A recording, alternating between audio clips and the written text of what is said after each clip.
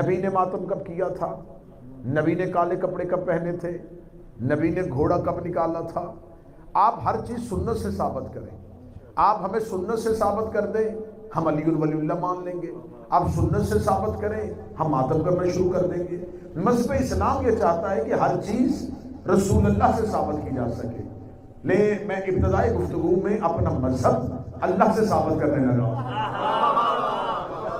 سنت پروردگار تو حکم پروردگار کے بعد بنتی ہے نا، کہ پہلے اللہ حکم دیتا ہے، پھر نبی عمل کرتا ہے، پھر سنت بنتی ہے. تو سنت جو ہے اس پر حکم پروردگار مقدم ہے.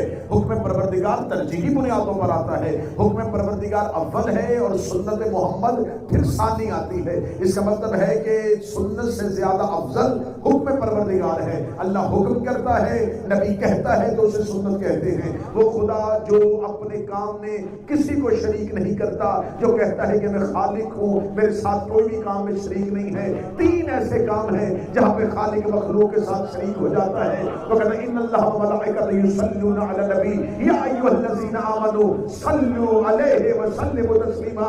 تم بھی آل محمد پر درود پڑھو، میں بھی آل محمد پر درود پڑھتا ہوں. پھر خدا کہتا ہے یلعنہ اللہ یلعنہ اللعینون. تم بھی لعنت کرو، میں بھی تمہارے ساتھ لعنت کر رہا ہوں. فانتظروا انی معکم من المنتظرین. تم بھی انتظار کرو، میں بھی تمہارے ساتھ.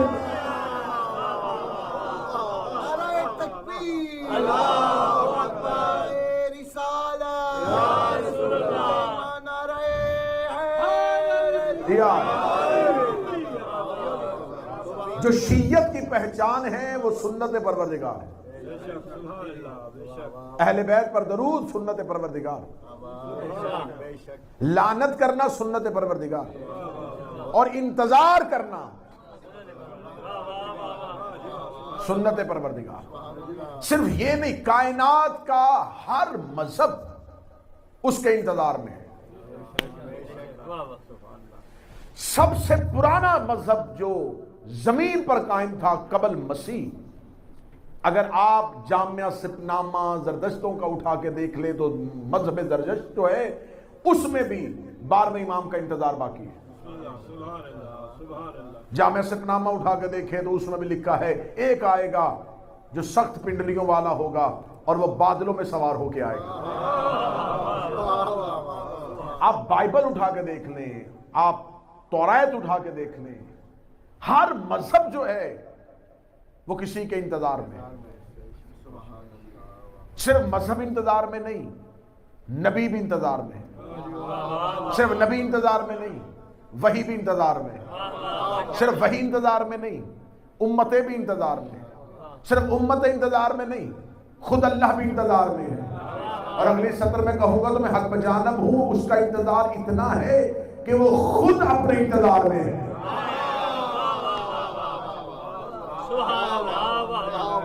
وہ منتظر خود منتظر ہے. وہ منتظر ہے اور ساتھ ہی منتظر بھی ہے. منتظر وہ جو انتظار کر رہا ہے، منتظر وہ جس کا انتظار کر رہا ہے، ہو بھی اس کا رہا ہے اور کر بھی وہ خود رہا ہے. آج ہم نے انتظار میں بحث کرنی ہے کہ مذہب اسلام میں کیا انتظار عبادت ہے.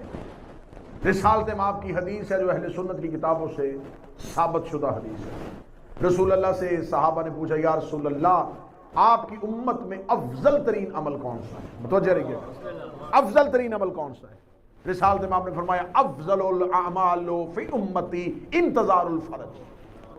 میری امت میں سب سے افضل عمل ہے انتظار کرنا.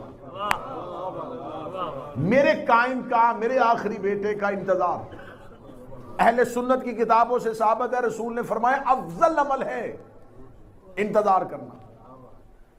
اور وہی رسول اپنی زبان سے کہہ رہا ہے کہ نماز افضل ترین عمل ہے.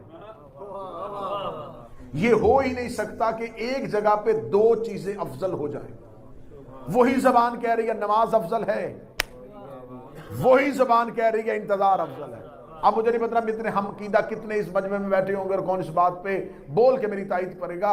انتظار بھی افضل عمل ہے اور نماز بھی افضل عمل ہے. تو اگر رسول کی زبان میں دونوں افضل نکلے ہیں تو پھر یہ نہیں ہو سکتا کہ ان میں سے ایک زیادہ افضل اور ایک کم افضل ہو. رسول نے کہا دونوں ہی افضل عمل ہیں. اگر دونوں ہی افضل ہیں پھر نبی کی زبان بھی سچی ہے اور نبی طیب بھی ہے, نبی طاہر بھی ہے, اور یہ صدیق نہیں ہے, یہ صادق ہے. اگر یہ کہہ رہا ہے کہ دونوں افضل عمل ہیں تو پھر دونوں میں سے ایک ہی رستہ بنتا ہے, یا نماز کے اندر کسی کا انتظار ہو رہا ہے یا انتظار کے اندر کسی کی نماز ہو رہی ہے, یا نماز کے اندر کسی کا انتظار ہے. آپ یہاں در سمجھیے گا کہ ایک لفظ بھی خطابت کا نہیں بولا جائے گا. میں نے جملہ کہا کہ نماز کے اندر کسی کا انتظار ہو رہا ہے, میں اس کو ثابت کروں گا اور پھر انتظار کے اندر نماز ثابت کر دوں. نماز میں کسی کا انتظار ہو رہا ہے. جب نماز کے لیے بلایا جاتا ہے تو نماز کے بلانے کے لیے اذان دی جاتی ہے. اذان میں جو الفاظ آتے ہیں اللہ اکبر, اللہ اکبر, اشہد ان لا الہ الا اللہ, اشہد ان محمد رسول اللہ, اشہد ان علی ولی اللہ, حی علی الصلاۃ, حی علی الفلاح, حی علی خیر العمل, اللہ اکبر, لا الہ الا اللہ. پھر اس کے بعد جب اذان سن کے لوگ مسجد میں آ جاتے ہیں پھر اقامت کہی جاتی ہے. میں نمازی چہروں سے مخاطب ہوں. جب نماز کے لیے اذان کے لیے پہلے اذان دے کر نمازیوں کو گھروں سے نکالا جاتا ہے, جب وہ نیت کر کے گھر سے مسجد میں آ جاتے ہیں, اب وہ آئے ہیں نماز کے لیے, سن لی ہے انہوں نے اذان, پھر جب آ کے مصلی پہ کھڑے ہو گئے اب اقامت کہو. اقامت میں سیم وہی لفظ دہرائے جاتے ہیں, صرف لا الہ کی اور اللہ اکبر کی ترتیب بدلتی ہے, ایک جملے کا اضافہ ہے اذان اور اقامت میں. سر نہ ہلائیے گا, زبان سے ذکر سنیے گا. میں نے ابھی آپ کے سامنے کہا کہ نماز کے اندر کسی کا انتظار ہو رہا ہے. اذان جو دی جاتی ہے, اذان میں صرف اللہ اکبر 4 دفعہ, اقامت میں 2 دفعہ, وہاں پر لا الہ 2 دفعہ, یہاں پر 1 دفعہ, لیکن ایک جگہ پہ آگے فرق پڑا ہے. وہاں پر حی علی الصلاۃ, حی علی الصلاۃ, حی علی الفلاح, حی علی الفلاح, حی علی خیر العمل, حی علی خیر العمل, قد قامت الصلاۃ, قد قامت الصلاۃ. اب نماز کھڑی ہو گئی ہے. یہاں پر صلاۃ سے مراد صرف نماز نہیں, یہاں معصوم کہہ رہے ہیں اب اٹھو کیونکہ صلاۃ نے قیام کر دیا ہے. اب صلاۃ کھڑی ہو گئی ہے. جس نمازی نے اللہ اکبر بیٹھ کے سنا تھا, اللہ کا نام بیٹھ کے سنا, رسول کا نام بیٹھ کے سنا, علی کا نام بیٹھ کے سنا, جو ہی تک قامت الصلاۃ کہا اب تم پر کھڑے ہونا واجب ہو گیا کہ اب اٹھ پہ کھڑے ہو جاؤ. اگلے 3 دنوں میں حوالہ چاہو گے ممبر میں دکھانے کے تیار ہو. معصوم سے پوچھا گیا مولا قد قامت الصلاۃ کس کے لیے کہا جاتا ہے, کون سی وہ نماز ہے؟ نماز قائم ہوتی ہے, نماز کھڑی نہیں ہوتی, نماز ادا ہوتی ہے, نماز کھڑی نہیں ہوتی. فرمایا یہ میرے قائم کے ظہور کے لیے امت کو تیار کیا جا رہا ہے. جب میرا قائم کعبے کی چھت میں ظہور کرے گا, جبرائیل مشرق سے مغرب تک اپنے پروں کو پھیلا کے کہے گا قد قامت الصلاۃ.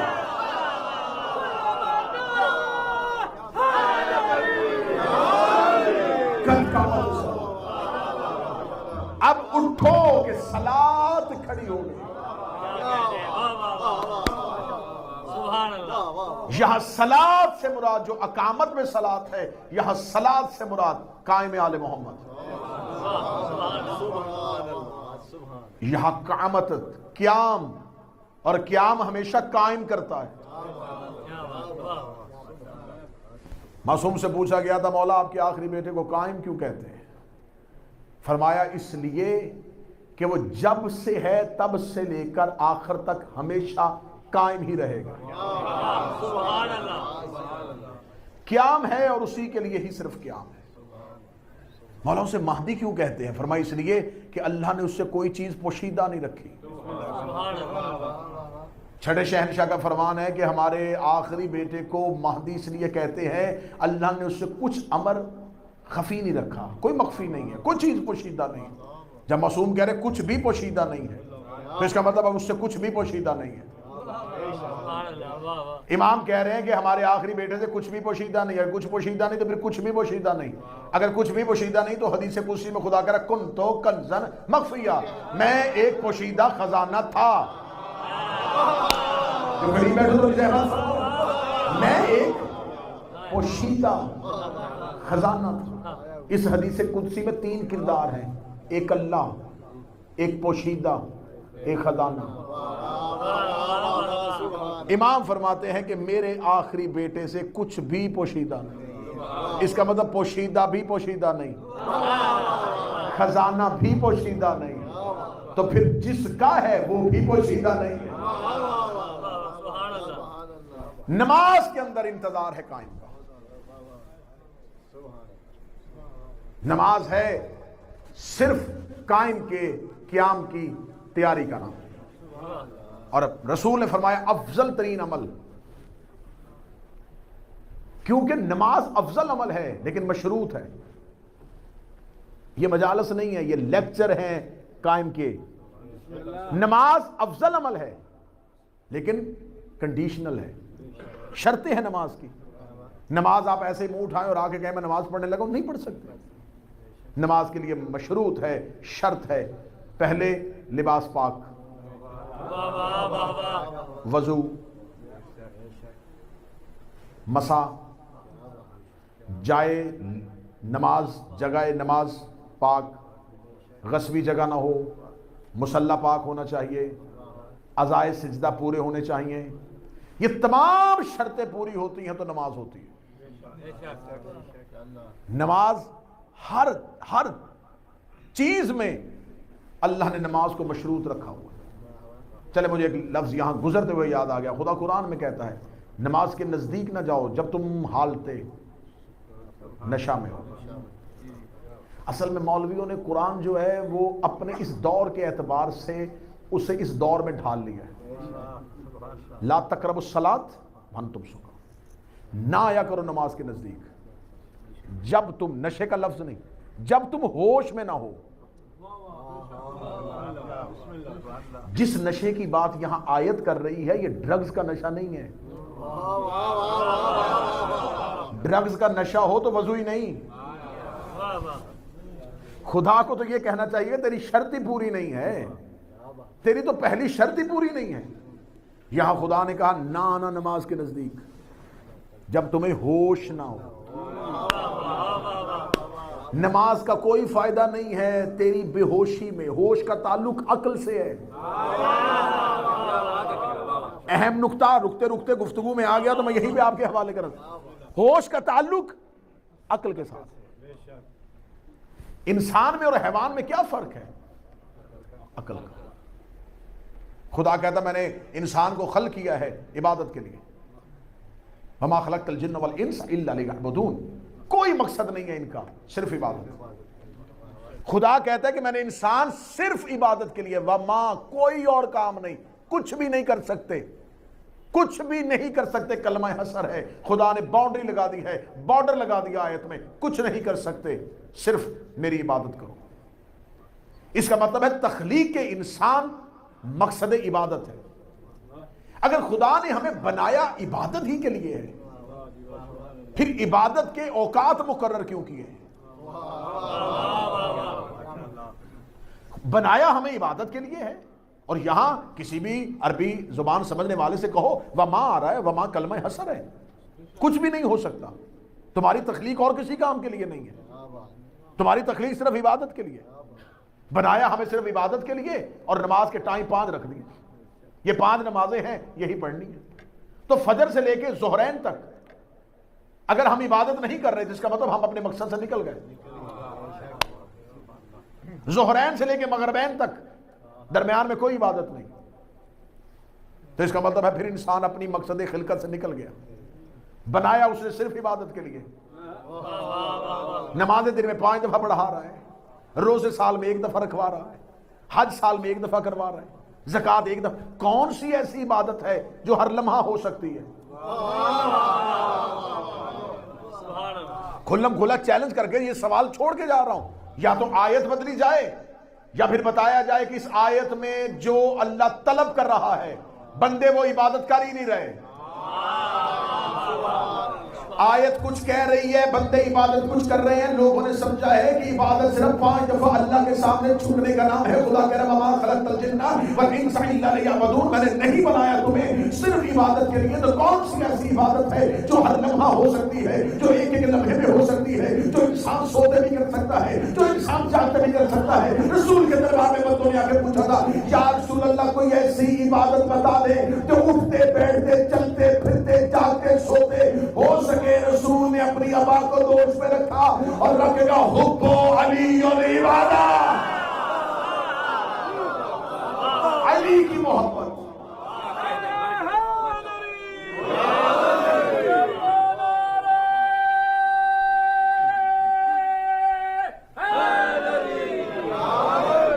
علی کی محبت ثواب نہیں، عبادت ہے. اٹھتے بیٹھتے، کیونکہ محبت دل میں رکھی جاتی ہے. علی دل میں ہو تو سانسیں تسبیح. عبادت علی ہی ایک ایسی عبادت ہے جو ہر لمحہ کی جا سکے. دو عبادتیں ایسی ہیں جن میں کوئی شرط نہیں ہے، ایک حب علی، ایک انتظار قائم. دو عبادتیں ایسی ہیں جو مشروط نہیں ہیں، جن کی کوئی شرط نہیں ہے. اللہ نے انسان اور حیوان کے اندر جو فرق رکھا ہے وہ فرق کیا ہے؟ عقل کا. حیوان کو عقل نہیں دی اور انسان کو عقل دی، اور عقل دے کے خدا نے ممتاز کر دیا کہ تو اپنی عقل کی بنیاد پہ اشرف المخلوقات ہو گیا. اور جس سے وہ عبادت مانگ رہا ہے، جس سے کہہ رہا ہے کہ تم عبادت کرو، میں نے تمہیں بنایا ہی عبادت کے لیے ہے، انہوں نے اپنی عبادتوں کا ٹارگٹ جنت قرار دیا ہوا ہے. ہماری عبادتوں کا ہدف ہے جنت. چلے میں پھر ایک سوال بریڈ فورڈ حیدریہ میں چھوڑ کے جا رہا ہوں. اگر ہماری عبادتوں کا ہدف جنت ہے اور اللہ نے جنت صرف عبادت گزاروں ہی کے لیے بنائی ہے اور عبادت ہی کی بنیاد پر جنت ملنی ہے، تو فرشتے جنت میں رہ کر کیوں عبادت کر رہے ہیں؟ اگر عبادتوں کا مقصد صرف جنت ہی ہے تو وہ تو رہتے ہی جنت میں ہے. اس کا مطلب ہے کہ انسان کا ہدف اور ہے اور خدا نے ہدف اور مقرر کیا. میں نے تمہیں سرفراز کیا ہے عقل کے ساتھ. عقل کیا ہے؟ مامور رشید کا دربار تھا، مناظرہ ہو رہا تھا کہ عقل کیا ہے. مامور رشید کے دربار کے علماء نے کہا کہ عقل وہ چیز ہے جس سے انسان اچھائی اور برائی میں تمیز کر سکتا ہے. توجہ پوری صاحبان. عقل اس نعمت کا نام ہے جس سے انسان اچھائی اور برائی میں تمیز کر سکتا ہے. طے آ گیا کہ اسی کا نام عقل ہے. یہ جو علماء نے فیصلہ کیا ہے اسے رائج کر دیا جائے. عقل اسے کہتے ہیں، اس نعمت کو کہتے ہیں جو اچھائی اور برائی کے درمیان تمیز کر سکے. جب یہ فیصلہ صادر ہونے لگا تو دربار میں ایک عقل مند بیٹھا تھا، نام تھا اس کا ابا سلط. ابا سلط وہاں سے اٹھا اور سیدھا امام رضا کی بارگاہ میں. مولا دربار میں، میں لفظ کہنے لگا مجھے نہیں پتا کون جملے کو سمجھے گا. مولا دربار میں بے عقل معیار عقل بنا رہے ہیں. مولا دربار میں کچھ بے عقل معیار عقل بنا رہے ہیں. امام اٹھے اپنی جگہ سے، دربار کے اندر آئے. مامور رشید نے عقل کل کو آتے ہوئے دیکھا، تخت چھوڑ کے کہنے لگا بہتر ہوا فرزند رسول آپ تشریف لے آئے، آپ کی رائے کو بھی ہم مقدم کریں گے. ابھی دربار میں یہ فیصلہ ہو رہا تھا کہ عقل کسے کہتے ہیں. طے ہو گیا سب علماء کے نزدیک کہ اچھائی اور برائی کی تمیز کا نام عقل ہے. سجدے کیا کرو تمہیں امام ایسے ملے ہیں، سینہ چوڑا کر کے جیا کرو تمہیں ہادی ایسے ملے ہیں. یقین کریں آج بھی مذہب اسلام نے میجورٹی کے پاس یہی معیار عقل ہے. اچھائی اور برائی میں تمیز کا نام عقل ہے. امام نے کہا کیا طے کیا پھر تم نے؟ انہوں نے کہا جی ہم نے طے کر لیا اچھائی اور برائی کے ساتھ تمیز کرنے کا نام عقل ہے. جواب سننا امام کا. امام نے فرمایا یہ غلط ہے. مولا اچھائی اور برائی کے درمیان تمیز عقل نہیں. فرمایا یہ کام تو جانور بھی کر لیتے ہیں. جانور یہ کام کر لیتا ہے. وہ اچھی گھاس کھاتا ہے، بری نہیں کھاتا. وہ اچھی جگہ پہ بیٹھتا ہے، بری پہ نہیں بیٹھتا. وہ اچھے تالاب سے پانی پیتا ہے، برے سے نہیں پیتا. یہ کام تو جانور بھی کر لیتے ہیں کہ اچھائی کون سی ہے اور برائی کون سی ہے. اسے کہا مولا پھر عقل کسے کہتے ہیں؟ امام تو اچھائیوں کے درمیان فیصلہ کرنا اسے عقل کہتے ہیں کہ بڑی نیکی کون سی ہے اور چھوٹی نیکی کون سی؟ آپ کے سامنے بیک وقت دو نیکیاں آ جائیں، اب عقل فیصلہ کرے گی کہ ان میں سے پہلے والی نیکی کون سی ہے اور بعد والی نیکی۔ دو نیکیوں کے درمیان تمیز کا نام عقل ہے، دو اچھائیوں کے درمیان تمیز کا نام عقل ہے۔ اگر یہ بات یہاں پہ آئی ہو تو میں یہاں بالکل بھی ایک لمحے کے لیے جھجک محسوس نہیں کروں گا، اور یہاں میں عقیدہ دے کے جاؤں گا مذہب جعفریہ والوں کا۔ اگر کہیں ماتم کے دوران اذان کی آواز آ جائے، اب یہ فیصلہ عقلوں پہ چھوڑو، مذہب کا بند نہ باندھو،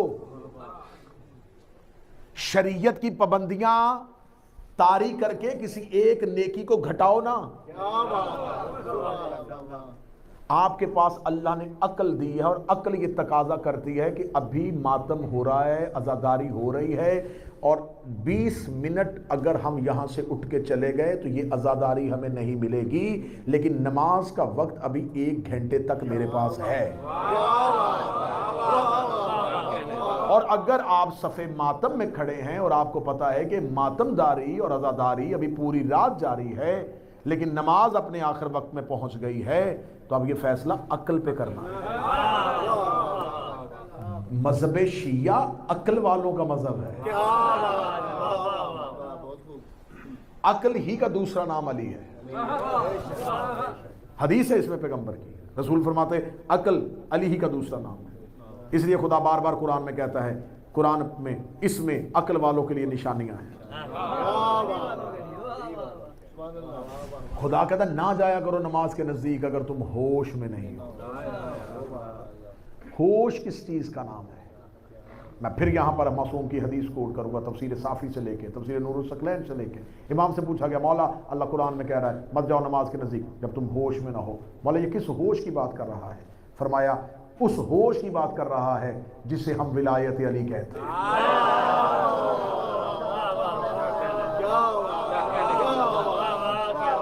کیونکہ انسانی عقل کی معراج کا نام ولایت علی ہے، دین کی تکمیل کا نام ولایت علی۔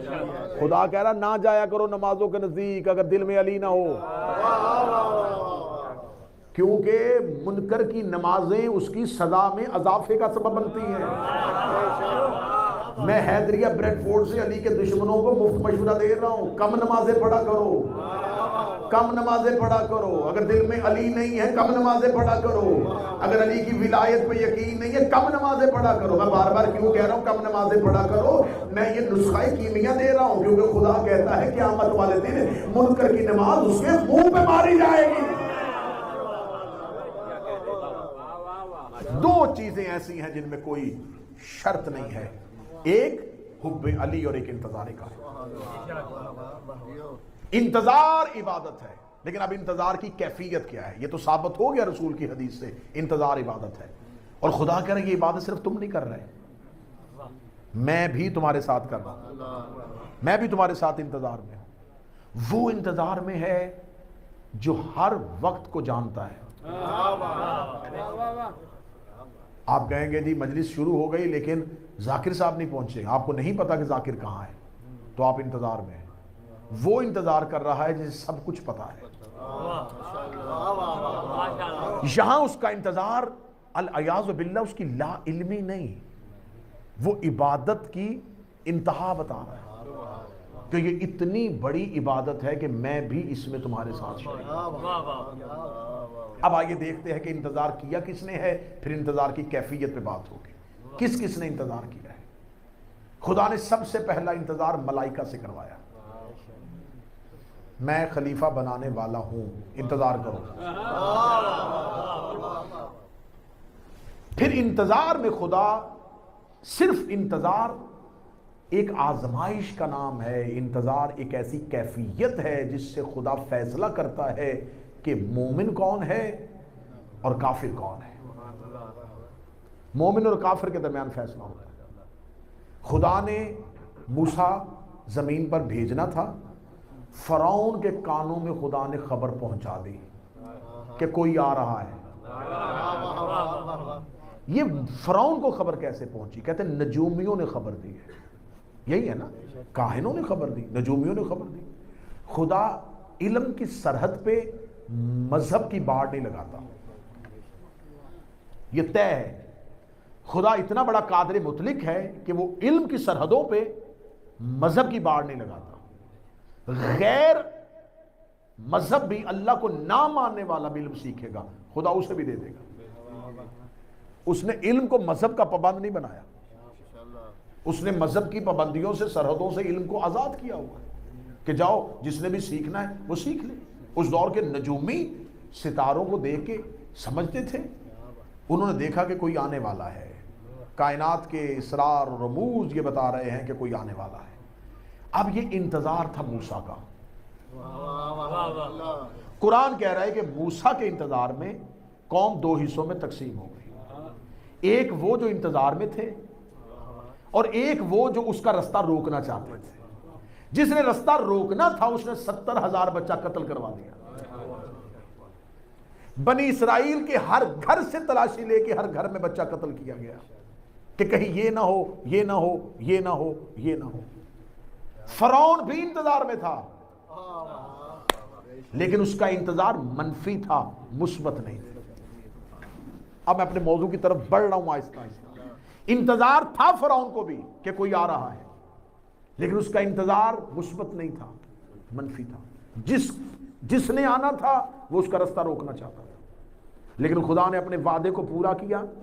اس نے ہر گھر سے بچہ مروایا. خدا نے اسی کے گھر میں موسیٰ پالا. وَأَوْحَيْنَا إِلَىٰ أُمِّ مُوسَىٰ، ہم نے وحی کی موسیٰ کی ماں پہ. موسیٰ کی ماں پریشان نہ ہو. موسیٰ صندوق میں رکھ کے دریائے نیل کی لہروں کے حوالے کر دے. مائیں بچہ دریا میں نہیں ڈالتی، یہ بچہ ماں دریا میں نہیں ڈال رہی، وہی دریا میں ڈال رہی. خدا کی قسم وہی نہ ہوتی تو کہاں تھی موسیٰ کی ماں میں اتنی تڑپ؟ موسیٰ کی ماں کے اندر یہ جذبہ کیسے آ گیا کہ اس نے بہتی ہوئی لہروں کے حوالے موسیٰ کر دیا؟ کیونکہ اللہ نے وحی کر دی تھی تو ڈال. اب اسے پتا تھا کہ بچہ میں ڈال بھی دوں اس کو کچھ نہیں ہوگا، کیونکہ اس نے کہا ہے. اللہ وحی کر دے تو موسیٰ کی ماں نے موسیٰ کو دریا میں ڈال دیا ہے. وحی صرف نبیوں پہ نہیں ہوتی. میں سطر کہوں گا اور دھیمے لہجے میں، نبی بچانے والوں سے بھی اللہ گفتگو کرتا ہے. جو نبی بچاتے ہیں اللہ ان سے بھی باتیں کر لیتا ہے، اللہ ان سے بھی گفتگو کر لیتا ہے. کوئی دلیل مانگے تو قرآن کی آیت سامنے کھڑی ہے، وَأَوْحَيْنَا إِلَىٰ مُوسَىٰ، ہم نے وحی کر دی تھی موسیٰ کی ماں پر. موسیٰ کی ماں پر وحی ہوگی اور موسیٰ کی ماں نے دریائے نیل میں موسیٰ کو ڈال دیا. اس کا مطلب اسے پتا تھا جس نے وحی کی ہے وہی بچا لے گا. اس کا مطلب اللہ نے موسیٰ کی ماں سے بات کی تھی. کہاں جا کے دنیا کو سمجھاؤں؟ ہر رات ابو طالب اپنے گھر سے نکلتا تھا، رسول کو اٹھا کے کبھی جعفر کو سلا دیتا تھا، کبھی عقیل کو سلا دیتا تھا، کبھی علی کو سلا دیتا تھا. تو پھر ماننا پڑے گا جو اللہ موسیٰ کی ماں سے بات کر رہا تھا وہی علی کے باپ سے بات کر رہا.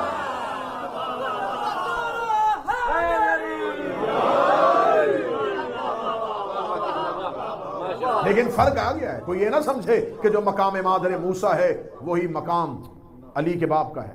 نہیں نہیں نہیں، اللہ نے موسیٰ کی ماں پر وحی کی تھی. موسیٰ کو ماں نے دریا میں ڈالا، لیکن خدا نے یہ نہیں کہا موسیٰ تجھے ہم نے بچایا. کہاں چلے گئے وہ بندے جو بس؟ خدا نے وحی کر کے موسیٰ دریا میں ڈالا، لیکن بعد میں یہ نہیں کہا موسیٰ تجھے ہم نے بچایا. ابو طالب سے کہا بستر بدل، ابو طالب نے بستر بدلے. خدا نے کہا علم یلد کا یتیما فآویٰ، تیرا محمد تجھے میں نے پالا. موسیٰ کی ماں کے فعل کو اللہ نے اپنا فعل نہیں کہا، لیکن ابو طالب کے فعل کو اللہ نے. انتظار فرعون کو بھی تھا، انتظار موسیٰ کی ماں کو بھی تھا. اب مجھے بتاؤ کہ دونوں انتظار میں فرق کیا؟ انتظار وہ بھی کر رہا تھا، انتظار موسیٰ کی ماں بھی کر رہی تھی، لیکن موسیٰ کی ماں موسیٰ کی محبت میں انتظار کر رہی تھی. فرعون موسیٰ کی دشمنی میں انتظار کر رہا. انتظار عبادت ہے، لیکن اگر نیت اچھی ہو. آج سارے مذہب انتظار کر رہے ہیں، لیکن نیت کیا ہے؟ آخر میں آگے ہم انتظار کی نیت پہ بات کریں گے. ابھی مجھے انتظار سمجھانا ہے کہ انتظار کر کون کون. नमरूद को पता था कि इब्राहिम आने वाला है, लेकिन दोनों इंतजार में फर्क था। चले मैं बात को और आसान करूं और बिल्कुल करीब ले आऊं, क्योंकि मुझे मुसाहिब थोड़ा तवील पढ़ना है। हत्ता कि रब रसूल दुनिया में आए तो पूरा अरब इंतजार कर रहा था। रसूल अल्लाह से पहले आखिरी नबी कौन थे? हाँ, हजरत ईसा और हमारे रिसालत माप के दरमियान 500 साल का फासला है। हजरत ईसा से लेकर रसूल अल्लाह तक दरमियान में नबी नहीं, औसिया आए हैं, वसी आए हैं। नबियों के वसी भी उहदा होता है, ये आते रहे हैं, लेकिन बाकायदा अल्लाह ने कोई नबी नहीं भेजा, औसिया आते रहे। अगर कोई मजलिस हुई किसी और मजलिस में, इस खमसे के अलावा किसी मजलिस में याद करवाएंगे, तो मैं रसूल अल्लाह के औसिया पे बात करूंगा कि ईसा से लेके खातम तक औसिया कौन से थे। जिसे तुम सलमान मोहम्मदी कहते हो, ये ईसा का वसी था। औसिया हजरत ईसा से लेकर रसालत माप तक आते रहे। अब मुझे मेरा सवाल है, फिर मैं सवाल रख रहा हूं, और ये सवाल ही है जो आपको जवाबात तक पहुंचाता हकीकतों के करीब करेगा कि हजरत ईसा और रसालत माप के दरमियान जितने लोग आए, 500 साल में जितने लोग मरे, वो कहां जाएंगे? जन्नत में या जहन्नम में? क्योंकि उनके लिए बाकायदा हिदायत का कोई बंदोबस्त ही नहीं, उनके लिए कोई नबी नहीं, तो वो कहां जाएंगे? मासूम से पूछा गया, मौला ईसा से लेके आपके जद तक कोई नबी नहीं आया, कोई आसमानी किताब नहीं उतरी, कोई आसमानी बाकायदा अहकामात नहीं उतरे, इन 500 साल में मरने वाले लोग कहां जाएंगे?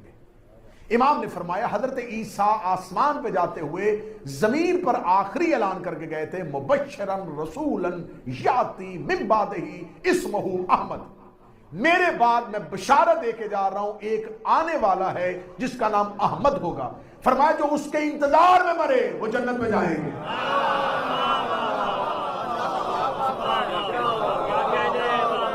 ईसा से लेके हमारे रसूल के दरमियान 500 साल इंतजार मोहम्मद है। 500 साल तेरे और मेरे नबी का इंतजार हुआ है, क्योंकि तारीख हिस्ट्री शुरू मौरखीन ने की है बेसत रसूल से। अगर आप तारीख को थोड़ा पीछे लेके जाएंगे, बहुत से उकदे खुलेंगे। पूरा अरब इंतजार कर रहा था। अरब में मुशरकीन थे, वो तो बुतों की पूजा करते थे, लेकिन जो बाकायदा आसमानी मजहब जमीन पर था वो दो मजहब थे, एक यहूदी और एक ईसाई। एक ईसा के मानने वाले, एक हजरत मूसा के मानने वाले। मूसा के मानने वाले जमीन पर अपना इख्तिदार और हुकूमत चाहते थे। इन्हें पता चल गया कि अब अरब में मक्का की सरजमीन पर कोई आने वाला है। इन्होंने मक्का के करीब अपनी बस्तियां बना ली ताकि हम उस अहमद का रास्ता रोकें, क्योंकि ये चाहते थे कि अगर इतने नबी बनी इसराइल में आए हैं तो आखिरी रसूल जो सबका सरदार है वो बनी इस्माइल में ना आए, उसे भी बनी इसराइल ही में आना चाहिए। इन्होंने यहूदियों ने अपनी बस्तियां कायम कर ली थी, ये मक्का के करीब गए थे। ये है तारीख की सच्चाइयां। आपको नहीं खबर, शायद हिस्ट्री आपको इस अंदाज में ना बताए, लेकिन अगर आप भेद के लिए निकलेंगे, सुराग के लिए निकलेंगे, इन्वेस्टिगेशन करने के लिए निकलेंगे, तो बहुत सख्त खुदाई में बहुत से राज आपको मिल जाएंगे। रसूल के दादा हजरत हाशम यहूदियों के हाथों कत्ल हुए थे। हजरत हाशम को शहीद किया गया था इस बुनियाद पर कि इसकी नस्ल में से आने वाला है। तेरे और मेरे रसूल के वालिद की कब्र मुबारक कहां है? शाम के रास्ते में। क्यों गए थे? तारीख ने सिर्फ झूठ बोला है, तजारत की गर्ज से गए थे। बनी अब्दुल मुत्तलब मक्का से बाहर रहते थे ताकि यहूदियों से बच सके। रिसालत माप की वालिदा अबवा के मकाम पर है। बचपन से रिसालत माप को मक्का से बाहर फौरन हज़रत अब्दुल मुत्तलब ने निकाल दिया, क्योंकि यहूदी अतराफ में फैले हुए थे और वो अहमद का रास्ता रोकना चाहते थे। जब पता चल गया कि आ गया है, हजूर यहां तक तो हिस्ट्री ने लिख दिया कि कैसर और कसरा के किंगरे गिर गए, आतिश वारिस ठंडी हो गई, اچھا کیسر و کسرا کے کنگروں کو پتا چل گیا کہ نبی آ گیا ہے. وہ جو ہزاروں سال سے ایران میں آگ جل رہی تھی وہ آتش فارس بجھ گئی, اس آگ کو پتا چل گیا کہ وہ زمین پر آ گیا ہے. یہ زمینی تبدیلیاں آ چکی تھیں. یہودیوں کو پتا چل گیا کہ نبی آ گیا ہے, آتش فارس کو پتا چل گیا کہ نبی آ گیا ہے, کیسر و کسرا کے کنگروں کو پتا چل گیا کہ نبی آ گیا ہے. اور اسلامی ہسٹری یہ کہتی ہے نبی کو پتہ ہی نہیں تھا کہ میں نبی ہوں.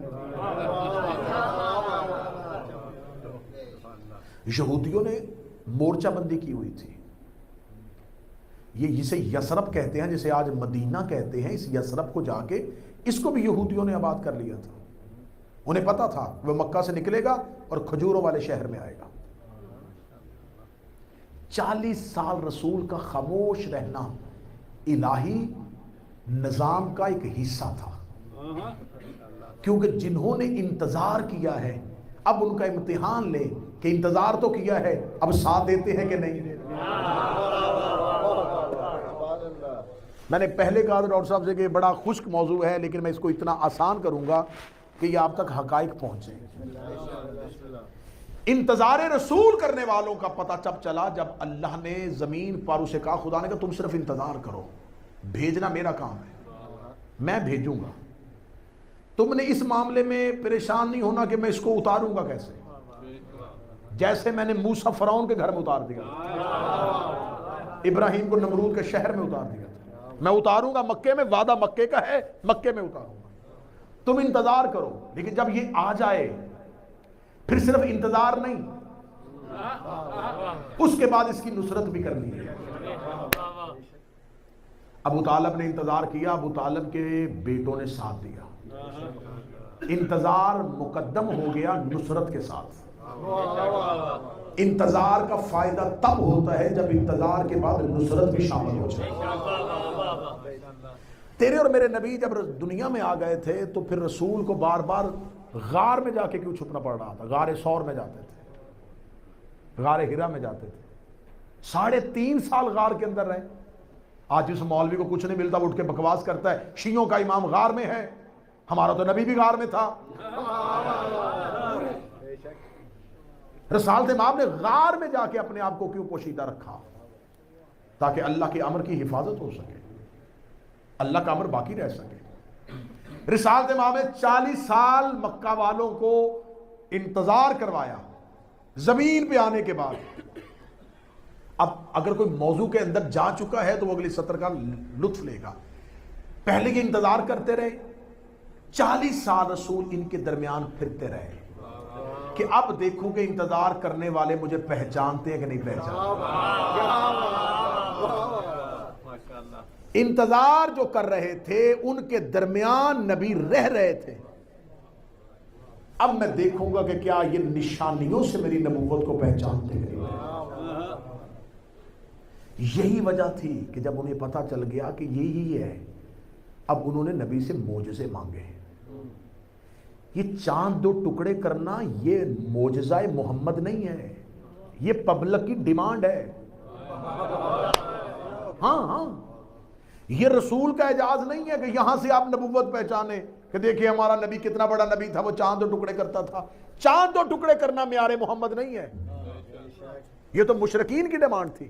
انہوں نے کہا تھا نشانی پوری کر, دیکھتے ہیں تو صرف زمین پر نبی ہے یا آسمان سے آیا ہے. اچھا مشرکوں کو بھی پتا تھا جو ادھر سے آئے اس کی ادھر بھی حکمرانی ہوتی ہے.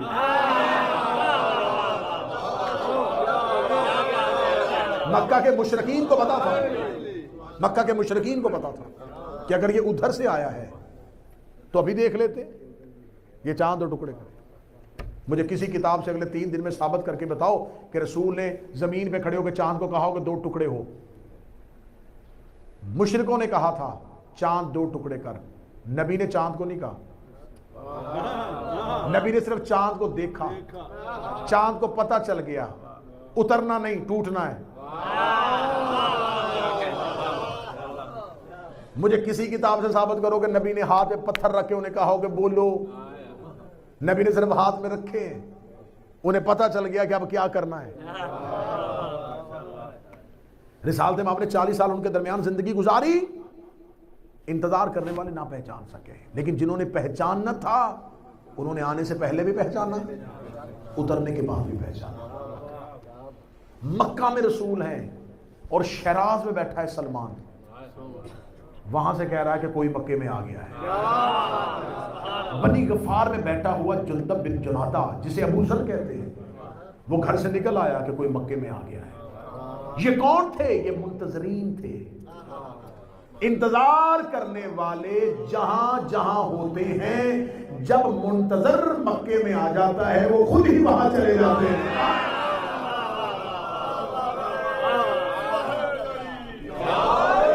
اب مجھے کسی جگہ سے نہیں ملا کہ رسول اللہ نے مدائن میں شیراز میں سواری بھیجی ہو، جاؤ سلمان کو لے کے آؤ۔ ابو ذر کے دروازے پہ جا کسی نے دستک دی، ابو ذر رسول اللہ تجھے بلا رہے ہیں۔ اسے پتا تھا اگر انہوں نے انتظار کیا ہے اب یہ خوشبو کو سونگھتے ہوئے جب ان تک نشانیاں پہنچیں گی۔ یہی وجہ ہے کہ میرا 12واں جب کعبے کی چھت پہ آئے گا اسے بلانا نہیں پڑے گا، جو انتظار کر رہے ہیں وہ خود ہی کعبہ کی طرف چل پڑے گا۔ کل کی مجلس اہم مجلس ہونے والی ہے ظہور پر۔ ظہور سے پہلے کیا ہوگا، ظہور والے دن کیا ہوگا، ظہور جب ہو جائے گا پھر کیا ہوگا۔ آج صرف انتظار پہ بات ہوگا۔ رسول اللہ آئے، رسول اللہ نے انتظار کروایا۔ انتظار میں نے کہاں سے شروع کیا ہے؟ آدم کی خلافت، موسیٰ کا آنا، ابراہیم کا اترنا۔ حضرت یعقوب کو پتا تھا کہ یوسف زندہ ہے، پھر بھی انتظار میں روتے رہے۔ حجت کے انتظار میں رونا نبیوں کی سنت ہے۔ کتنا روئے، آنکھیں سفید کر دیں۔ رسول اللہ نے انتظار کروایا، انتظار پہ بات ہو رہی ہے، صرف انتظار پہ بات ہو رہی ہے۔ رسول اللہ نے انتظار کروایا، رسول اللہ کے بعد 13 رجب کو علی کعبہ میں آئے، 3 دن اس علی نے محمد سے انتظار کروایا۔ 13 رجب کو آئے، 3 دن تک رسول انتظار کرتے رہے۔ 16 رجب کو علی کو ہاتھوں پہ لیا، امیر المومنین آ گئے، اور پھر امیر المومنین کی ولایت کے اعلان کے لیے رسول نے پھر امت سے انتظار کروایا۔ پھر خم غدیر میں علی کی ولایت کا اعلان کیا۔ پھر مولا امیر المومنین نے اپنی ولایت کا اعلان ہونے کے بعد اپنی زمینی حکومت کے لیے اپنے ماننے والوں سے 25 سال انتظار کروایا۔ ایک ایک امام کی ہسٹری پڑھتے چلے جائیں گے تو آپ کو ہر امام کی زندگی میں انتظار نظر آئے گا۔ انتظار کس لیے ہے؟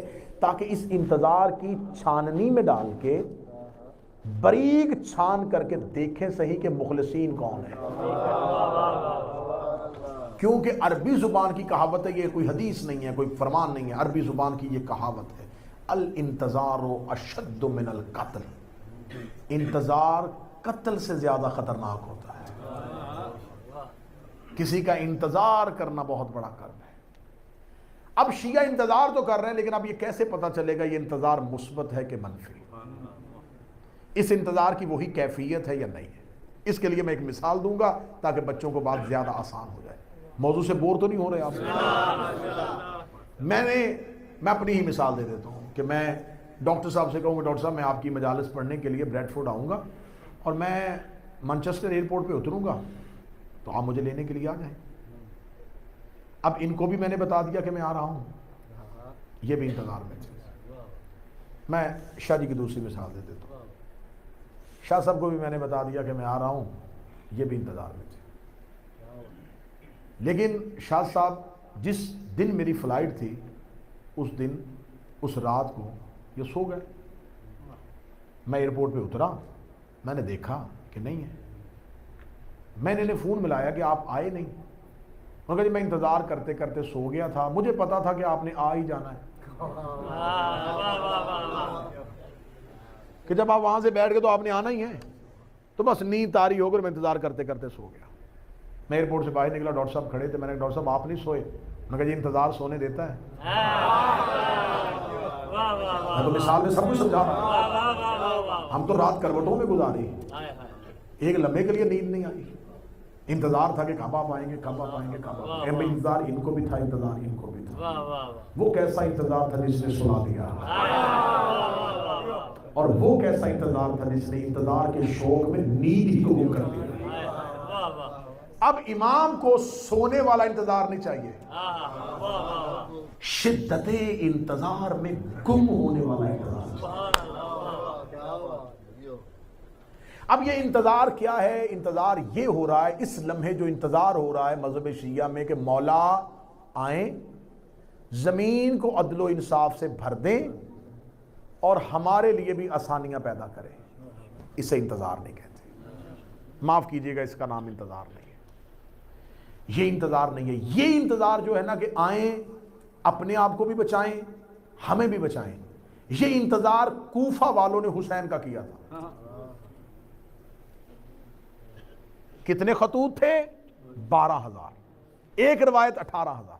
18,000 خطوط عاشورہ کے دن امام حسین نے تھیلے سے نکال کے یوں جھاڑے، ایک ایک خط اٹھا گا، او فلاں ابن فلاں، اتر گھوڑے سے، کہ یہ خط تو نے نہیں لکھا، او فلاں ابن فلاں چھپنا، یہ خط تیرا نہیں ہے، کیا تو مجھے میری مادر گرامی اور میرے جد کا واسطہ دے دے کے نہیں کہہ رہا تھا کہ آ جائیے؟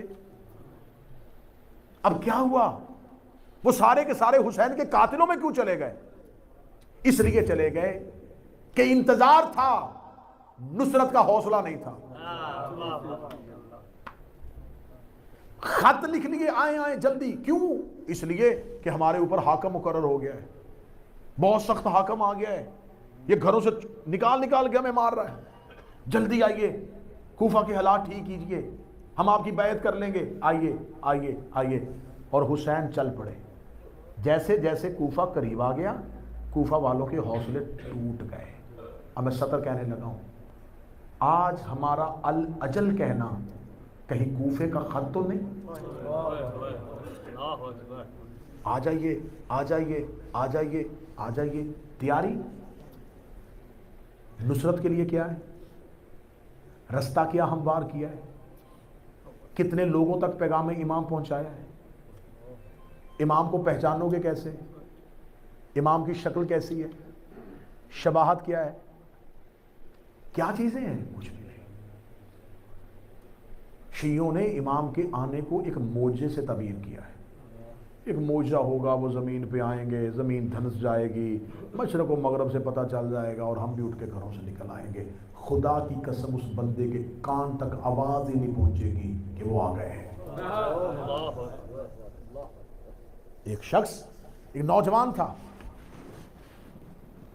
استاد انصاریان نے اپنی کتاب میں لکھا کہ وہ ہر شب بدھ مسجد جمکران چلتا تھا، جہاں جہاں اسے پتا تھا نا کہ امام یہاں پہ آتے ہیں، مسجد سہلہ میں آتے ہیں، مسجد جمکران میں آتے ہیں، نجف میں جاتے ہیں، وہ ان جگہوں پہ جا کے راتیں گزارتا تھا۔ 40 راتیں مکمل کر لی۔ استاد انصاریان کہتے ہیں کہ میں تہران کی مرکزی مسجد میں خطبہ دے رہا تھا، میں خطبہ دیا تو ایک نوجوان کو میں نے مسلسل روتے ہوئے دیکھا۔ میں نے تقریر تمام کر کے اسے بلایا، اسے بلا کے کہا تو کیوں رو رہا ہے؟ تو اس کی آنکھوں سے اشک جاری تھے۔ اسے کہا 40 دن میں ہفتے کا ہر دن کسی ایک جگہ پہ جاتا تھا، جہاں میں نے کتابوں میں پڑھا تھا کہ یہاں امام آئیں گے، یہاں امام آئیں گے، یہاں امام۔ ایک مقام پہ میری امام سے ملاقات ہو گئی، میں وہاں گیا اور میں نے دروازے سے کسی شخص کو آتے ہوئے دیکھا، وہ میرے پاس آیا اور میں بیٹھا ہوا تسبیح پڑھ رہا تھا، میرے ہاتھ اٹھایا اور کہا اٹھ۔ میں نے سر اٹھا کے آپ کون ہیں؟ میں جس سے ملنا چاہتا تھا، میں تیرا امام۔ کہتا میں کانپتا ہوا اٹھا، مولا آپ ہیں؟ مولا میں آپ کو بہت ڈھونڈ رہا تھا۔ امام نے کہا اٹھ، چلا تیرے گھر چلے۔ وہ کہتا استاد میں امام کو لے کے آ رہا تھا، یا آدھے رستے کے بعد خیال آیا گھر میں فلاں چیز بھی ایسی پڑی ہے جو امام کے سامنے نہیں کرنی، فلاں چیز بھی ایسی ہے جس کو امام دیکھیں گے ناراض ہو جائیں گے۔ میرا دل دھڑکنا شروع ہو گیا۔ جیسے ہی میرا دروازہ آیا میں نے امام کے سامنے ہاتھ جوڑ کے کہا مولا ایک لمحہ رکیں گے، میں ابھی ہو گیا ہے۔ میں جلدی سے بھاگ کے اندر گیا اور میں نے وہ تمام چیزیں پیچھے کی جن سے مولا ناراض ہو سکتے تھے۔ جب میں باہر آیا تو میں نے دیکھا کہ امام میری گلی کا موڑ موڑ رہے ہیں۔ میں امام کے پیچھے دوڑا اور امام کی آنکھوں میں آنسو تھے، اور امام نے رو کے کہا میرے اللہ گواہ رہنا میں کتنی بار تیری مخلوق کے دروازے سے خالی واپس آیا. کتنے لوگ ہیں جن کے گھروں تک میں چلا جاتا ہوں لیکن مجھے واپس خالی آنا پڑتا ہے. تڑپ نہیں ہے, تڑپ ہی نہیں ہے, شعور ہی نہیں ہے کہ انتظار وہ کروا کیوں رہا ہے. خدا کی قسم میں ممبر سے کہہ رہا ہوں کہ شیعہ مذہب نے اپنے آئمہ سے نہ بصیرت لی, نہ اپنے آئمہ سے وہ نور لیا, صرف اور صرف ان کو ماننے کا ایک ہی فیض اور وسیلہ قرار دیا کہ یہ قیامت والے دن ہماری شفاعت کروا دیں.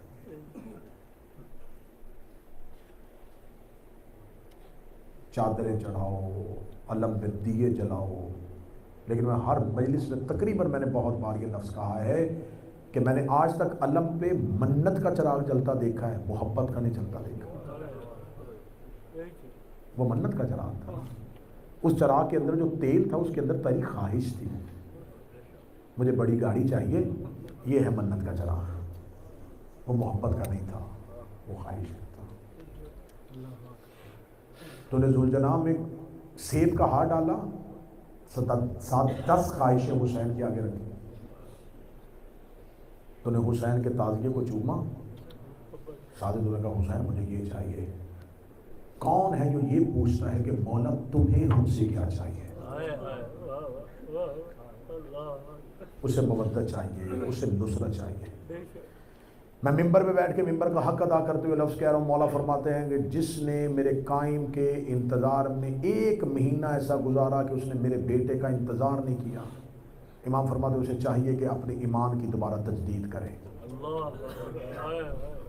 میں حدیث پڑھ رہا ہوں, ممبر سے پڑھ رہا ہوں, اور اہل بیت کو حاضر ناظر جان کے پڑھ رہا ہوں. مولا فرماتے ہیں 1 سال اگر تمہارا میرے بیٹے قائم کے انتظار کے بغیر گزر گیا, اگر مر گیا, اسے یہودیوں کے قبرستان میں پھینک دینا, مسلمانوں کے قبرستان میں. انتظار تو بے چین کر دیتا ہے.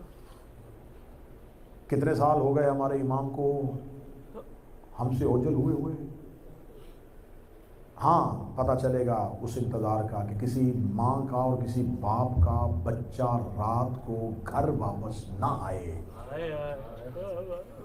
اور وہ ماں کہے کہ میں انتظار میں سو گئی اور پھر میں انتظار میں اپنے کام کرتی رہی. جتنی محبت بیٹے سے ہے اتنی تو اپنے امام سے کرو.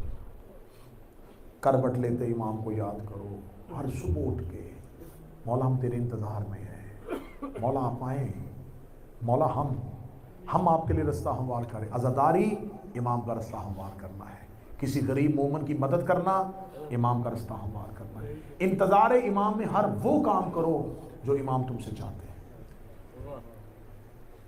اگر انتظار امام ہے لیکن امام کی معرفت ہی نہیں ہے تو پھر اس انتظار کا وہی فائدہ ہے جو فرعون موسیٰ کا کر رہا تھا, جو نمرود ابراہیم کا کر رہا تھا, جو مشرکین مکہ مصطفیٰ کا کر رہے تھے. کون سا شیعہ ایسا ہے جسے مکمل شباہت یاد ہو؟ امام فرماتے جب میں آؤں گا میرا ہر شیعہ دے کے گئے گا کہ خدا کی قسم میں نے آپ کو پہلے دیکھا ہو. امام کہتے ہیں میں اتنا ملتا ہوں تم سے لیکن تمہیں میری معرفت ہی نہیں. کوئی کہے گا کہ میں نے امام حسین کے حرم میں انہیں دیکھا تھا, کوئی کہے گا میں نے نجف میں دیکھا تھا, کوئی کہے گا میں نے ماتمی جلوس میں اسے دیکھا تھا, کوئی کہے گا میں تو مجلسوں میں انہیں دیکھا کرتا تھا. امام فرماتے میں تمہارے درمیان زندگی گزارتا ہوں لیکن میرے شیعہ مجھ سے واقف نہیں. کوئی مجھے تلاش نہیں کرتا, کوئی مجھے ڈھونڈتا نہیں ہے, بس اتنا پتا ہے کہ وہ غیبت میں ہے, وہ آ جائیں گے. تلاش امام کسی کے پاس.